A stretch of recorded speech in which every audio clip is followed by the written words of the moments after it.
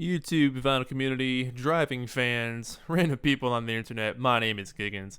We're doing a new type of series here on the channel. This is called Driving with Giggens, where we go for a drive.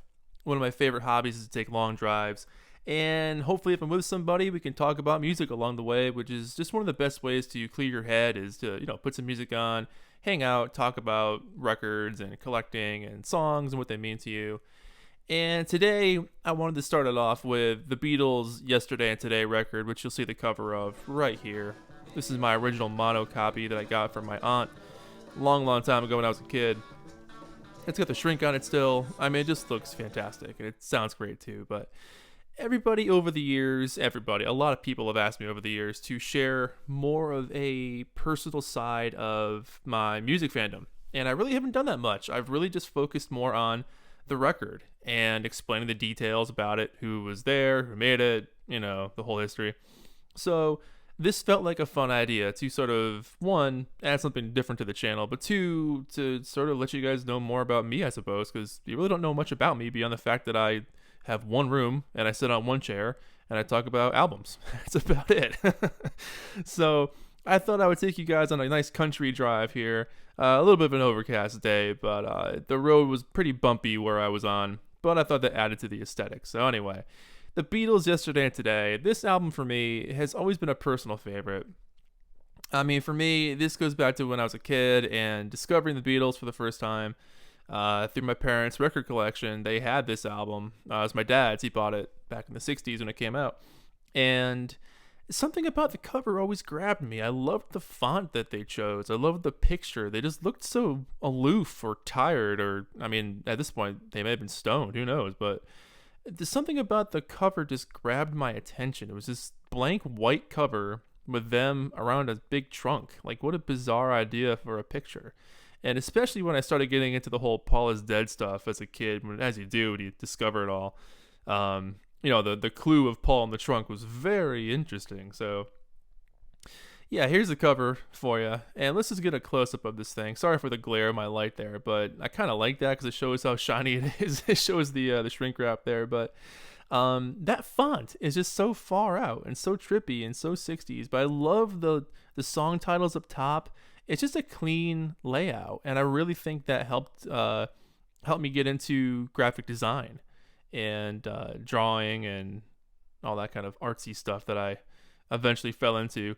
But as a kid, whenever I'd make mixtapes of my fake bands that I was in, I always drew back covers that looked like this. They always had side A, side B, and other albums you can buy.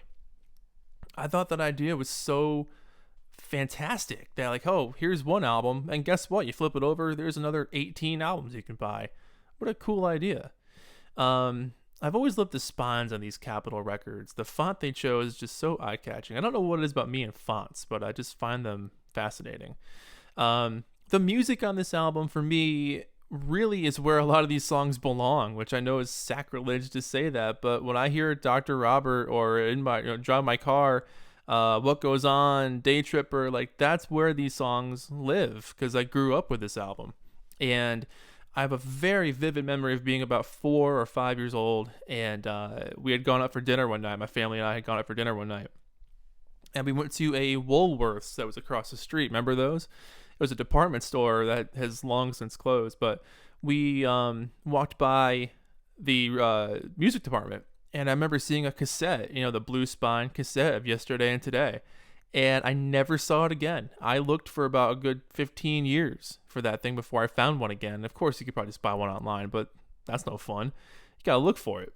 And I think I did find the exact copy that came out around the late 80s, early 90s, which is when I would have saw it as a kid. And I've just always loved these tracks. I mean, when I hear Drive My Car and Andrew Bird Can Sing and I'm Only Sleeping, which is, some early mixes that weren't on the actual Revolver. I mean, these are the songs that remind me of being a kid and looking at this album and looking at the cassette tape and, really getting into my fandom of collecting and, discovering all these different versions of albums that existed out there. So Yesterday and Today opened up my world beyond music. It was more of, oh, you can collect these things. There's different versions. You might not see it again. It started my drive for the hunger of the search, the hunt for the album. I have all that to thank for this record. Finding it in that Woolworths one day, and we just didn't have the money for it at the time, so we put it back, and it just spurred this hunger to keep going and keep searching, and that really started my record collecting. So, beyond the amazing music on this record, this album opened up my world to discovering what else is out there, and I got bit by that collecting bug at a pretty early age, and haven't stopped collecting since. So just a quick video to kind of talk about yesterday and today a little bit in more of a personal way, not a review or anything, but that's it. My name is Giggens. Thank you so much for driving with me, and I'll catch you around. See you at the next stop.